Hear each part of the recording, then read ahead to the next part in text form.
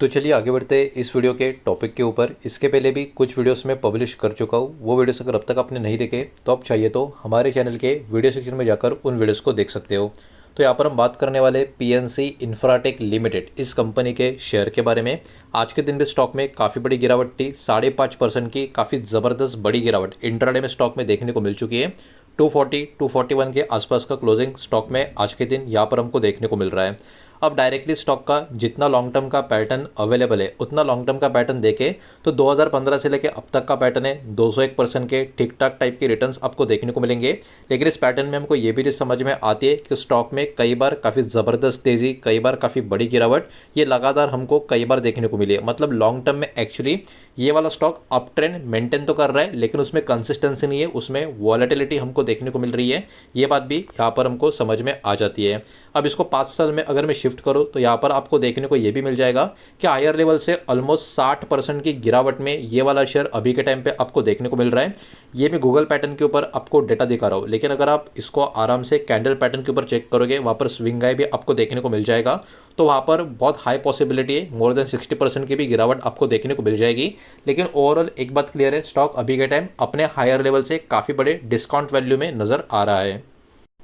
लेकिन अब इस कंपनी के बारे में काफ़ी बड़ी वाली खबर मार्केट में आती हुई हमको देखने को मिल रही है, जिसके कारण हो सकता है ये वाला शेयर मार्केट के फोकस में यहाँ पर बना रहे। अब देखिए ये वाला कंपनी का कामकाज इंफ्रास्ट्रक्चर यानी हाईवे से कनेक्टेड ही आपको देखने को मिलेगा और उसी का बहुत ही बड़ा वाला ऑर्डर इस कंपनी को यहाँ पर मिला हुआ है। कुछ कंट्रोवर्सी भी कंपनी के साथ आपको देखने को मिलेगी, उसको भी इस वीडियो के माध्यम से इस रिपोर्ट में जो मेंशन किया है वो भी हम कवर करने वाले हैं। तो वीडियो को एकदम ध्यान से देखने की कोशिश करना। तो पीएनसी इंफ्राटेक कंपनी की बात करें, इस कंपनी ने साइन कर लिया है 2 नया हाईवे का प्रोजेक्ट NHAI के साथ। अब देखिए ये ऑब्वियस सी बात है, किसी भी कंपनी के लिए काफ़ी बड़ी बात होती है कि NHAI के साथ उनका हाईवे का एग्रीमेंट डील हो चुका है। तो यहाँ पर इनका साइनिंग हो चुका है और इस प्रोजेक्ट का जो वैल्यू है 3,483 करोड़ का है। मतलब दोनों के दोनों प्रोजेक्ट का टोटल कॉस्ट यहाँ पर बताया गया है, इस बात को यहाँ पर आप ध्यान में रखें। तो ये दोनों के दोनों प्रोजेक्ट है यूपी में होते हुए आपको नजर आएंगे और ये HAM मॉडल यानी हाइब्रिड एन्युटी मॉडल जो होता है इसके अंतर्गत ये सारा कामकाज होता हुआ आपको नजर आएगा। ये एग्रीमेंट एक्चुअली साइन हो चुका है 16 जुलाई 2026 को, ये बात भी यहाँ पर आप ध्यान में रखें। मतलब काफ़ी टाइम इस बात को हो चुका है, लेकिन खबर रिपोर्ट अभी के टाइम काफ़ी डिटेल में इस कंपनी के बारे में यहाँ पर निकल कर आ रही है। बिकॉज यहाँ पर सिर्फ प्रोजेक्ट का खबर नहीं है, इसके अलावा भी काफ़ी 2 मेजर अपडेट यहाँ पर हमको देखने को मिल रही है। सबसे पहले ये 2 बड़े प्रोजेक्ट इस कंपनी को मिले 3,500 करोड़ के। ये कौन से 2 प्रोजेक्ट है ये सबसे पहले यहाँ पर हम देख लेते हैं। तो यहाँ पर नेशनल हाईवे 927 जो बाराबंकी से लेके मुस्तफ़ाबाद सेक्शन जो है वहाँ का आपको नजर आएगा, और उसके बाद फिर से नेशनल हाईवे 927 का ही जो मुस्तफ़ाबाद है वहाँ से बिस्वान का सेक्शन है, यहाँ पर एक कामकाज इस प्रोजेक्ट का होता हुआ आपको नजर आएगा।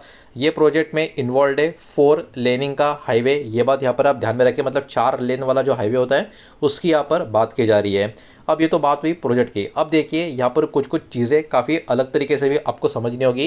रेगुलेटरी मैटर भी इस कंपनी के साथ अभी के टाइम होता हुआ आपको नजर आएगा, बिकॉज ये कंपनी अभी के टाइम फेस कर रही है रेगुलेशंस या रेगुलेटरी रिव्यू के बारे में। अब देखिए NHAI जो है इन्होंने एक्चुअली इस कंपनी को एक शो कॉज नोटिस भी यहाँ पर भेज के रखा है, और ये एक्चुअली तब हुआ है जब क्वालिटी के इशू इनका जो कानपुर लखनऊ एक्सप्रेसवे का जो एक सेक्शन था वहाँ पर नोटिस किया गया था। तो उसको ध्यान में रखते हुए उसका जो वेरिफिकेशन किया गया, आपको पता होगा सोशल मीडिया पे ऊपर भी इसके ऊपर थोड़ा बहुत वीडियोस हमको देखने को मिला था। तो उसके बाद NHAI ने इनको कहीं ना कहीं शो कॉज नोटिस भी यहाँ पर दे के रखा है, और अथॉरिटीज़ जो भी है इस मैटर को अभी के टाइम रिव्यू कर रहे हैं। अब किसी भी कंपनी को इतना बड़ा प्रोजेक्ट के लिए शो कॉज नोटिस मिलना ऑब्वियस सी बात है, अच्छी बात मानी जाती नहीं है, लेकिन इसके ऊपर अब तक फाइनल आउटकम आया नहीं है, ये बात भी यहाँ पर आप ध्यान में रखें। अगर फाइनल आउटकम कंपनी के फेवर में ना आके कंपनी के अगेंस्ट में आता है तो ये एक और काफ़ी बुरी खबर इस कंपनी के लिए साबित हो सकती है। इसके साथ साथ इनके NHAI के साथ और भी कुछ प्रपोज एक्शन आपको देखने को मिलेंगे, जैसे कि इस कंपनी को क्लासिफाई किया गया है एज अ नॉन परफॉर्मर। तो ये प्रपोजल के अंतर्गत आपको देखने को मिलेगा। प्रपोज पेनल्टी भी कहीं ना कहीं इक्वल टू 2% का जो परफॉर्मेंस सिक्योरिटी उसके हिसाब से देखने को मिल रही है। साथ ही साथ यहाँ पर प्रपोजल भी है जो डेवलपमेंटल टेक्निकल स्टाफ का ऑलमोस्ट 3 ईयर के लिए अप टू 3 ईयर्स के लिए, और कंपनी ने यहाँ पर जो भी पर्टिकुलर चीज़ें इस कंपनी के साथ चल रही है, कंपनी ने ये भी क्लैरिफाई किया है कि ये कोऑपरेट कर रहे हैं अथॉरिटीज़ के साथ और जो भी कंटेस्टिंग प्रपोज एक्शन है उसके साथ, ताकि कोई भी यहाँ पर पर्टिकुलरली प्रॉब्लम और यहाँ पर बढ़ती हुई नज़र ना आए। लेकिन वही बात है, इसके ऊपर का टोटल फाइनल आउटकम क्या निकल कर आएगा हम में से अब तक किसी को नहीं पता। तो आने वाले समय के लिए कहीं ना कहीं इसके ऊपर भी मार्केट की एक नज़र बनी रहेगी। तो अब तक हमने एक बहुत ही बढ़िया गुड न्यूज़ जो आज के दिन आ चुकी है 2 प्रोजेक्ट के बारे में वो भी देखी, और कंपनी के ऊपर एनएचए की तरफ से जो एक प्रपोज एक्शन नज़र आ रहा है उसके बारे में भी हमने देख लिया। लेकिन 2024 का सीबीआई इन्वेस्टिगेशन का मामला आपको याद होगा, ये अब तक खत्म हुआ नहीं है। कंपनी एक्चुअली इसका भी हिस्सा आपको नजर आएगी ऑन गोइंग सीबीआई इन्वेस्टिगेशन जो 2024 इस साल में शुरू हुआ था, इसके ऊपर भी अब तक फाइनल आउटकम आया नहीं है।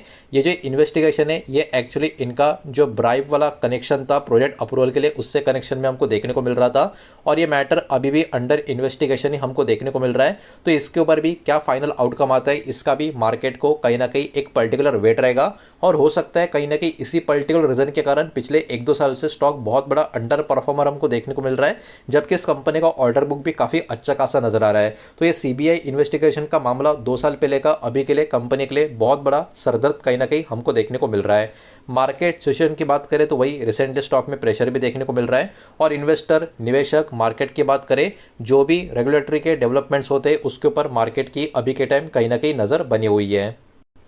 तो अभी चलिए थोड़ा सा आगे बढ़ते हैं, कंपनी का और भी कुछ डेटा देखने की समझने की कोशिश करते हैं। लेकिन आगे बढ़ने से पहले वीडियो को लाइक कर देना, वीडियो को शेयर कर देना। पहली बार चैनल पर आ चुके हो तो चैनल को भी सब्सक्राइब जरूर कर देना। कंपनी का मार्केट कैप है 6200 करोड़ के आसपास का, मतलब है तो ये एक स्मॉल कैप कंपनी, ये बात हमको यहाँ पर समझ में आ जाती है। स्टॉक की पी की बात करें 13.8 तो राउंड नंबर लेके चलेंगे, 14 का पी स्टॉक का हमको देखने को मिल रहा है, और इसके सामने इंडस्ट्री का पी की बात करें 17 के करीब देखने को मिल रहा है। मतलब जितना डिमांड अभी के टाइम इंडस्ट्री में चल रहा है इस स्टॉक का, इस कंपनी का डिमांड इंडस्ट्री से अभी काफ़ी कम है। अब देखिए यहाँ पर वही प्रॉब्लम है जो यहाँ पर अलग अलग इन्वेस्टिगेशन का मामला और जो अभी एनएचए की तरफ से प्रपोजल एक्शन जो देखने को मिल रहा है इसके कारण कहीं ना कहीं यहाँ पर स्टॉक का डिमांड मार्केट में थोड़ा सा कम आपको देखने को मिल रहा है। लेकिन अच्छी बात ये भी आपको समझनी होगी, इंडस्ट्री का डिमांड बहुत ज़्यादा है और स्टॉक का डिमांड कम है, तो सब कुछ आने वाले समय में ठीक होता गया तो इंडस्ट्री का जो डिमांड है उसको मीट करने को, उसको चेस करने को ये स्टॉक का प्राइस भी कहीं ना कहीं उसमें पार्टिसिपेट करता हुआ नजर आ सकता है। प्लेज परसेंटेज 0 है, मतलब कंपनी के जो प्रमोटर्स है उन्होंने अपना कोई भी शेयर यहाँ पर गिरवी रखा नहीं है, और कंपनी के पास असेट भी काफ़ी अच्छे खासे मौजूद है 13,900 करोड़ के आसपास का। डेप्ट टू इक्विटी भी 1 के नीचे आपको देखने को मिल रहा है, तो कर्जा भी कंपनी के ऊपर है लेकिन वो मैनेजेबल है। एक और बात ये भी आपको ध्यान में रखनी है कि इस कंपनी के क्वार्टर के नंबर अब तक आए नहीं है। 8 अगस्त 2026 को इस कंपनी के क्वार्टर के नंबर आएंगे, तो इसके ऊपर भी मार्केट का फोकस कहीं ना कहीं बना रहेगा। अब बात कर लेते हैं सब कुछ काट छाट के कंपनी के प्रॉफिट एंड लॉस स्टेटमेंट की। जो भी नंबर होंगे करोड़ में होंगे, और कंसोलिडेटेड फिगर यहाँ पर हम चेक करेंगे। पिछले कुछ सालों का डेटा हर साल का कंपनी का कैसा नजर आ रहा है उसको ही चेक करेंगे। तो यहाँ पर सब कुछ काट छाट के कंपनी का नेट प्रॉफिट 4 साल पहले था 660 करोड़ का, फिर बढ़कर 900 करोड़ के ऊपर चला गया, लेकिन उसके बाद थोड़ा कम हो गया और उसके बाद फिर से थोड़ा बढ़ गया। मतलब प्रॉफिट में कंसिस्टेंसी आपको नजर नहीं आएगी। एक अच्छी बात यह है कि कंपनी लॉस में नहीं है, कंपनी का प्रॉफिट हर साल हो रहा है, बस प्रॉफिट कभी थोड़ा ऊपर जा रहा है तो कभी थोड़ा नीचे आ रहा है, यही हल्का सा प्रॉब्लम नजर आएगा। मतलब ये कंपनी प्रॉफिट मेकिंग कंपनी है, प्रॉफिट ग्रोइंग कंपनी इसको अभी के टाइम हम बोल नहीं सकते। बढ़ते आगे चेक कर लेते हैं इस कंपनी का शेयर होल्डिंग पैटर्न का डेटा। जून 2026 का लेटेस्ट पैटर्न यहाँ पर मौजूद है, और इसके हिसाब से प्रमोटर की होल्डिंग की बात करें 56.07% की आपको नजर आएगी, और पिछले कुछ क्वार्टर से प्रमोटर का होल्डिंग जैसे का वैसा नजर आ रहा है, जो कहीं ना कहीं एक अच्छा साइन मान के चल सकते हैं। और प्लेज प्रमोटर होल्डिंग भी कुछ नहीं थी, वो भी हमने कुछ मिनटों पहले देख ही लिया था।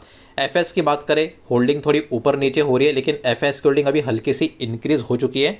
7.28% की होल्डिंग एफएस की है, जो कंपेयर टू प्रीवियस क्वार्टर हल्का सा बढ़ चुका है। डीएस की बात करें इनका होल्डिंग हल्का सा कम हो चुका है, लेकिन कोई बहुत बड़ा सेलिंग नहीं है, लेकिन ओवरऑल डीएस के पास भी काफ़ी बड़ी होल्डिंग है, ये बात भी यहाँ पर आप ध्यान में रखें। पब्लिक होल्डिंग 12.81% की है। तो देखिए ओवरऑल कंपनी का जो शेयर होल्डिंग पैटर्न है काफ़ी मजबूत आपको देखने को मिलेगा। अराउंड 87% का स्टेक 3 बड़े प्लेयर्स प्रमोटर एफएस डीएस के पास अभी भी हमको देखने को मिल रहा है, ये बात भी हमको यहाँ पर समझ में आ जाती है। तो यही सारा डेटा इस वीडियो के माध्यम से आपके सामने प्रेजेंट करना था। जो भी डेटा मैंने आपके सामने प्रेजेंट किया है सब कुछ एजुकेशनल, इन्फॉर्मेशनल, न्यूज़ पर्पज़ के हिसाब से ही है। किसी भी तरीके का इन्वेस्टमेंट का एडवाइस, स्टॉक का रिकमेंडेशन मैं आपको दे रहा नहीं हूँ, ना ही मैंने आपको दिया है। इस बात को भी यहाँ पर आप ध्यान में रखें। उम्मीद करता हूँ वीडियो समझ आया होगा, पसंद आया होगा तो वीडियो को लाइक करें, दोस्तों से शेयर करें।